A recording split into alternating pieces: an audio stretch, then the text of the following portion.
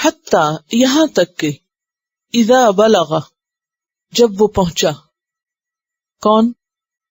ذوالقرنین، مطلع الشمس سورج کے طلوع ہونے کی جگہ پر۔ مطلع کیا ہے؟ اسم ظرف، طلوع ہونے کا مقام، یعنی اب ایک اور جانب پہنچا، اور وہ جانب مشرقی جانب تھی۔ وجدہا پایا اس کو، کس کو؟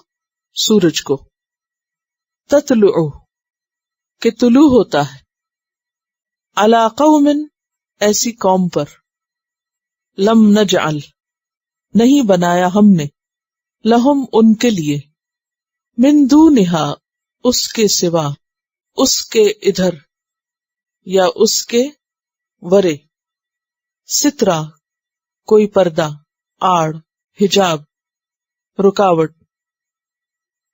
تو ذوالقرنین اپنی مہمات میں زمین کے دوسرے حصے پہ جاتا ہے، یعنی ایک اور جانب سفر کرتا ہے، یعنی ایک مہم سے فارغ ہونے کے بعد ایک دوسری مہم کی طرف مسلسل حرکت، مسلسل کوشش۔ اور یوں معلوم ہوتا ہے کہ یہ کنارہ یا یہ جانب ایک پہاڑ کی طرف تھا، یہ کوئی پہاڑی سلسلہ تھا، کیونکہ اگر آپ پہاڑ کے پیچھے سے سورج کو طلوع ہوتے دیکھیں تو ایسا ہی معلوم ہوگا، جیسے غروب ہوتے ہوئے یوں لگتا ہے کہ وہ پانی کا علاقہ تھا، کہ پانی کے اندر سورج جاتا ہوا معلوم ہو رہا تھا، اور یہاں مطلع الشمس سورج کے طلوع ہونے کی جگہ، یعنی ایک ایسی جگہ سے کہ جہاں یوں معلوم ہوتا کہ کسی چیز کے پیچھے سے نکل رہا ہے۔ تو وہاں اس نے ایک قوم پائی، اور وہ قوم ایسی تھی کہ جس کے لیے سورج سے بچاؤ کی کوئی آڑ یا رکاوٹ نہ تھی۔ دوسرے لفظوں میں یوں کہیے کہ جیسے کھلے میدان میں تھی ایک قوم جس کے پاس سائے کا انتظام نہ تھا۔ سائے کا انتظام نہ تھا، اس کا کیا مطلب بنتا ہے؟ سایہ عام طور پر کس کس چیز کا ہوتا ہے؟ یا تو گھر مکان کا ہوتا ہے، یا خیمے کا ہوتا ہے، یا درخت کا ہوتا ہے، یا کسی پہاڑ کے اندر کی کھو کا ہوتا ہے۔ تو یہاں ان کے پاس سائے کا انتظام نہ تھا۔ اب بعض مفسرین نے یہ لکھا ہے کہ وہ ایک کھلا صحرا تھا، یا ایک ایسی جگہ تھی کہ جہاں ان کو بغیر کسی چھت کے یا چھپر کے رہنا پڑ رہا تھا۔ لیکن بعض کا خیال یہ ہے کہ اس سے مراد کوئی ایسی جگہ تھی کہ جہاں سورج طویل عرصے تک پوری طرح غروب نہیں ہوتا، کیونکہ جب سورج غروب ہو جاتا ہے تو کیا ہوتا ہے؟ سایہ ہو جاتا ہے، یا بادل ہوتے ہیں تو بھی سایہ ہو جاتا ہے۔ تو یہاں سایہ نہیں ہوتا تھا۔ تو سایہ کب نہیں ہوتا؟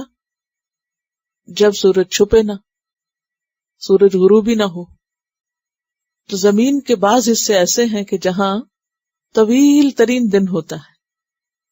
ایک معنی یہ بھی کیا گیا ہے، کیونکہ ایسے تو نہیں ہو سکتا نا کہ کسی قوم کے پاس کوئی گھر ہی نہ ہو رہنے کا۔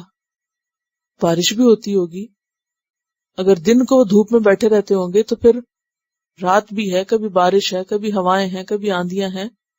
اور اگر یہ ہم سمجھے کہ مطلع شمس سے مراد پہاڑی علاقہ ہے تو پہاڑوں کے اندر بھی کوئی نہ کوئی چھپنے کی جگہ ہو سکتی ہے، یا پہاڑ کی چھاؤں ہو سکتی ہے۔